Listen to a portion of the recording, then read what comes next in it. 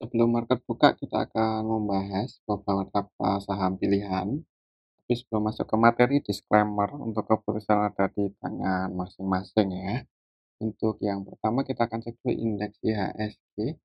Untuk IHSG kemarin hari Senin ditutup naik 0,49% ke level 6.886 ya. Jadi secara teknikal masih konsolidasi untuk IHSG. Kalau kita cek untuk transaksinya IHSG kemarin tanggal 7 Agustus, secara keseluruhan untuk aslinya net buy ya, aslinya masuk, paling banyak masuk itu di saham Bank Mandiri, aslinya masuk 258,7 M. Selain di saham Bank Mandiri, aslinya juga masuk di saham Bank BRI, ASI, BBCA, Adas. Ini untuk nominalnya bisa kita lihat bareng ya, cukup banyak di Bank Mandiri, Bank BRI, dan ASI. Dan yang paling banyak dijual asing untuk kemarin Senin, untuk aslinya paling banyak keluar di saham Telkom, Gotoh, Akra, UNTR, cuman secara keseluruhan untuk aslinya net buy. Kalau kita cek di RTI, untuk aslinya kemarin Senin itu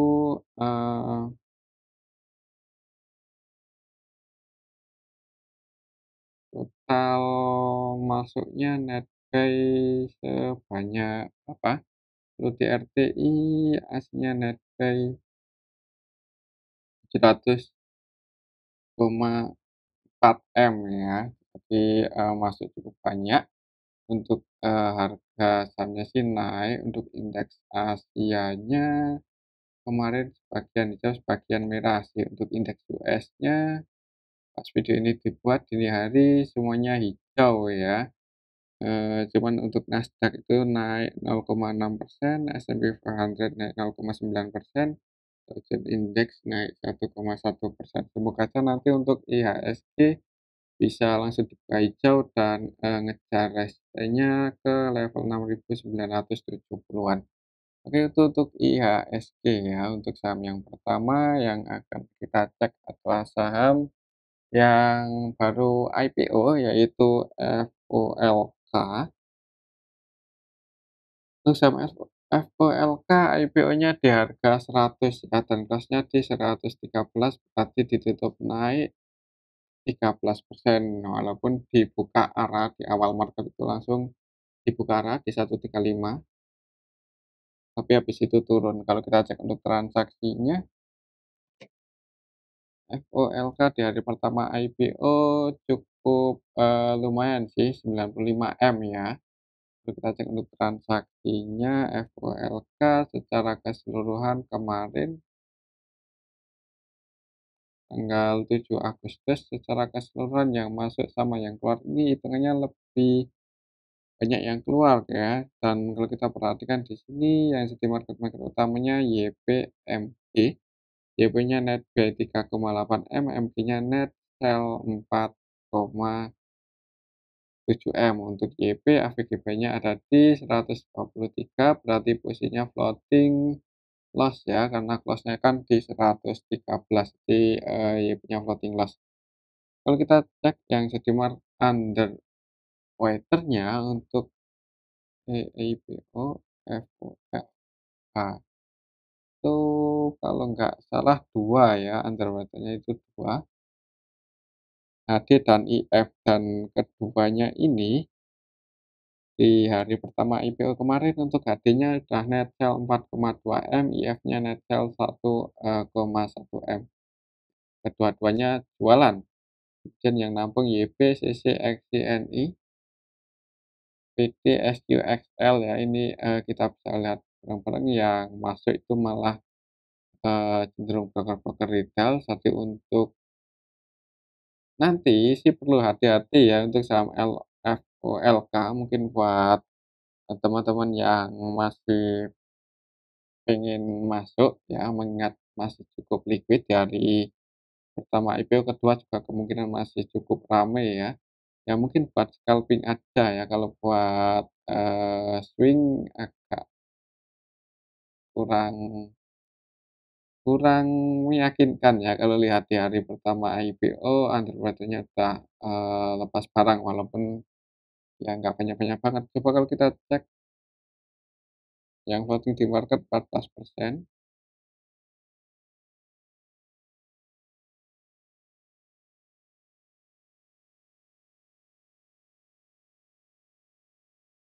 Ini aja sih jangan ya perhatikan aja untuk saham FOLK ya, semoga nggak, bentuk low baru di bawah 110, kalau sampai turun di bawah 110 ya mending hati-hati, jangan buru-buru entry gitu aja ya. Tapi selama masih liquid sih kalau buat scalping cepet-cepet ya disclaimer. Oke itu untuk saham FOLK ya, dan kalau mau masuk ya saran saya jangan banyak-banyak takutnya nanti, susah naik ya. Oke itu untuk saham FOLK. Selanjutnya kita cek saham Harvard. Untuk Harvard ini malah turun ya, untuk Harvard-nya turun 9% lebih di hari pertama IPO, close di 98 kalau kita cek yang jadi underwater-nya untuk Harvard, yang jadi underwater-nya YJ dan yang floating di market, yang dijual di publik cukup banyak ya, ini 23%, harga IPO-nya 108 ditutup minus. Saham real estate ya eee, di hari pertamanya ini untuk dapat sebenarnya nggak banyak ya yang jualan paling banyak YP itu pun 1,3 M aja, YJ-nya juga net sell sih 490 juta ya, underwater-nya jualan di hari pertama tapi 490 juta. Secara keseluruhan nggak ada yang distribusi banyak banget. Tapi yang masuk XI, CCXL ya, MGCP ya yang masuk. Ya ini,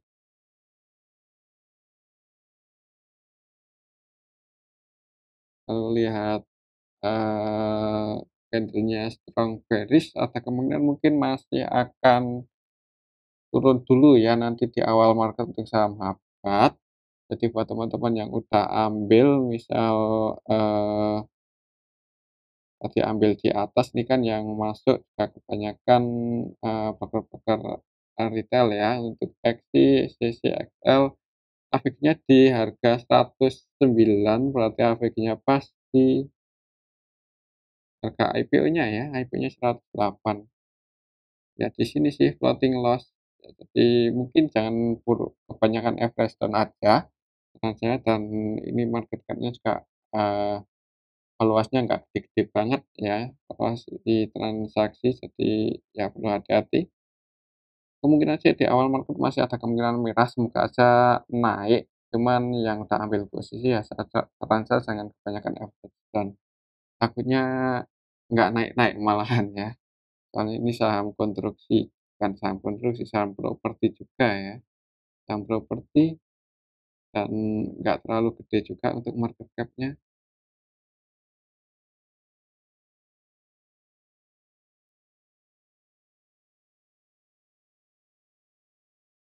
ya kan cuman ratusan M, hitungannya nggak gede banget.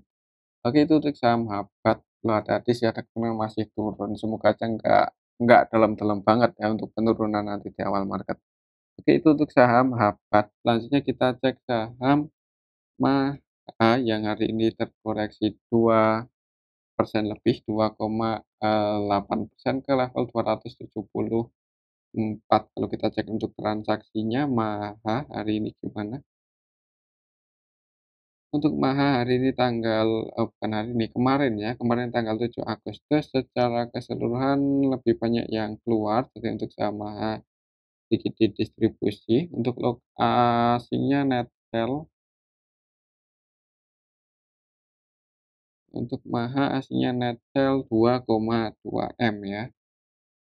Kalau kita cek lebih detail lagi, untuk aslinya yang keluar itu ada BK, kemudian untuk lokalnya yang keluar paling banyak SS ya. SS hampir seluruh transaksinya itu jualan, valuasinya 4,1 M dan net sell eee, 4,1 M juga.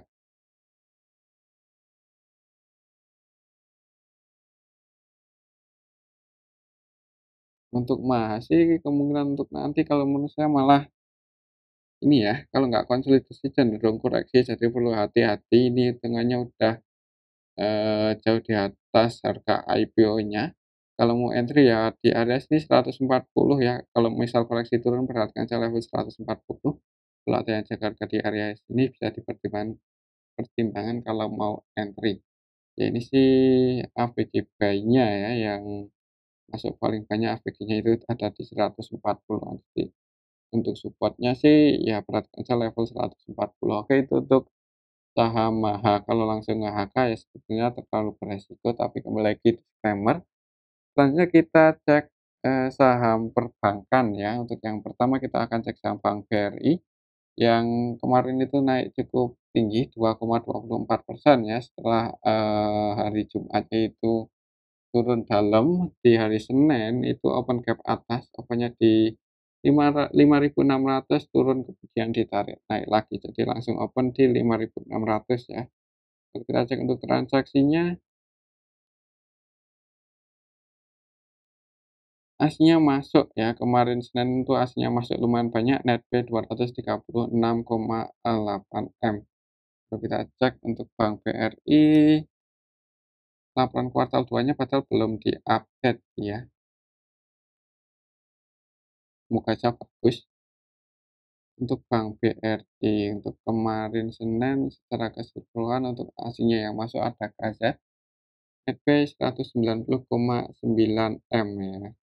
Kemudian AK, RX, IU, GW, ZB yang masuk di saham Bank BRI. Kemudian yang jualan, untuk aslinya ada BB paling banyak netzel 53,4 M, BK netzel 18,5 M, BC netzel 10,7 M. Tapi secara keseluruhan untuk aslinya netbuy.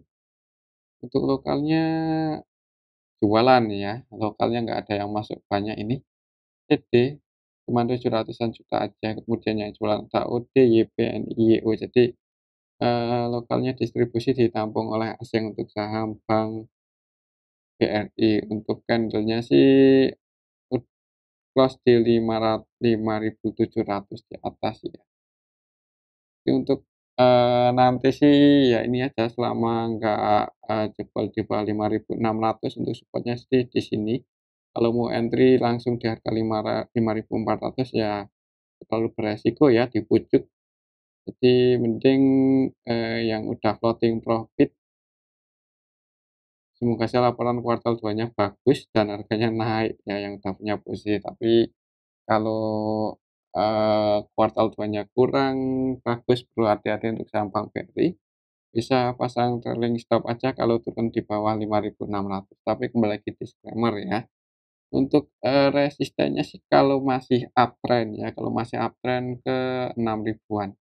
Oke, itu untuk saham Bank BRI. Untuk support-nya sih di, 5.600, jadi perhatikan aja level ini kalau mau entry. Selanjutnya kita cek saham Bank BCA yang kemarin juga naik lumayan tinggi. Untuk saham Bank BCA 1,37% ke level 9.275.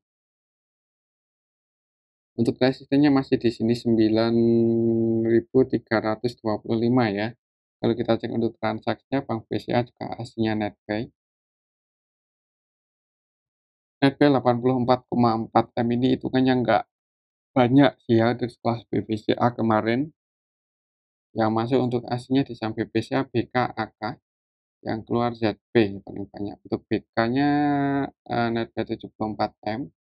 Akan netbuy 31 M ya, dan perlu kita perhatikan untuk BKK ini cenderung scalping, cenderung trading, nggak akumulasi banget. Jadi untuk, nanti sih kalau menurut saya, kemudian untuk BBCA ya masih akan berada di atas sini-sini aja ya, masih ya kalau bisa breakout bagus, cuman kalau gagal breakout di atas 9.325 ya perlu hati-hati sih, ada kemungkinan, koreksi turun lagi.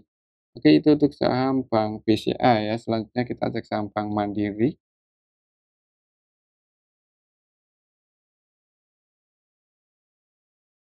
Untuk saham Bank Mandiri hari ini naik lagi ya, berhasil breakout, tadi langsung open gap atas di awal market, opennya di 5.850. Harga pembukaan Bank Mandiri sempat naik juga sampai ke level 5.900, tapi habis itu turun lagi. Secara keseluruhan ditutup naik 1,73%. Kalau kita cek untuk transaksinya, Bank Mandiri hari ini aksinya masuk paling banyak di Bank Mandiri, netbuy 258,7 M. Kalau kita cek lebih detail lagi untuk Bank Mandiri, kemarin tanggal 7 Agustus untuk aslinya yang masuk ada YU, RX, ZP, BK, yang keluar paling banyak untuk aslinya ada CC, AK, AG ya. Jadi asnya netbuy di saham Bank Mandiri. Secara keseluruhan ya ini lokalnya jualan ditampung oleh asing ya, diakumulasi oleh asing. Jadi naiknya saham Bank Mandiri ini disertai akumulasi asing. Untuk supportnya 5.800 sudah jadi support untuk saham Bank Mandiri. Jadi untuk nanti sih selama nggak jebol aja untuk 5.800 masih ada kemungkinan naik sih. Terus technical seperti itu. Kalau kita cek di sini untuk Bank Mandiri udah keluar sih ya. Untuk pendapatannya naik secara kuartalan dan tahunan, jadi fundamentalnya bertumbuh. Untuk saham Bank Mandiri untuk target kenaikannya untuk saham Bank Mandiri misal masih bullish, bisa ke level 6.300-an, mudah-mudahan ada ya. Window dressing tahun ini bisa ke area sini. Oke, itu untuk saham Bank Mandiri. Jadi untuk nanti sih perhatikan saya level 5.800. Selama nggak jebol di bawah itu kemungkinan masih akan konsolidasi di atas 5.800 ya. Tapi kalau langsung masuk nge-HK di awal market, hitungannya ini di pucuk sih. Kalau menurut saya antara potensi capital gain sama koreksinya juga sama-sama gede ya koreksinya. Jadi mending kalau untuk invest ya jangan langsung all in lah kalau di harga saat ini. Oke, itu untuk saham Bank Mandiri, tapi kembali lagi disclaimer ya. Menurut saya untuk nanti mungkin masih akan konsolidasi di area sini. Kalaupun koreksi turun ya perhatikan saya level 5.800. Oke, itu untuk saham Bank Mandiri. Selanjutnya kita cek saham GoTo yang ditutup naik mendekati penutupan ya. Kemarin untuk saham GoTo close-nya di 109. Untuk saham GoTo kemarin Senin ya ditutup naik 0,93%, sempat turun ke 106 untuk saham GoTo, tapi habis itu menjelang close market lah untuk saham GoTo itu ditarik ke 109 ya. Kalau kita cek untuk transaksinya GoTo kemarin tanggal 7 Agustus aslinya keluar 57,1 M. Kalau kita cek lebih detail lagi, untuk GoTo secara keseluruhan eh, ditampung YU, RX ya, tapi YU yang nampung ini YU versi lokal sih. RX juga yang masuk RX versi lokal. Untuk YU-nya netbuy 40,7 M, RX-nya netbuy 21,6 M. Untuk asnya jualan. Yang keluar ada AK, BK, BB, GR, XL ya. Jadi didistribusi asing ditampung oleh lokal untuk saham GoTo. Secara keseluruhan sih ya ini YU masuk cukup banyak. Kalau kita cek dari awal bulan ini aja, untuk YU-nya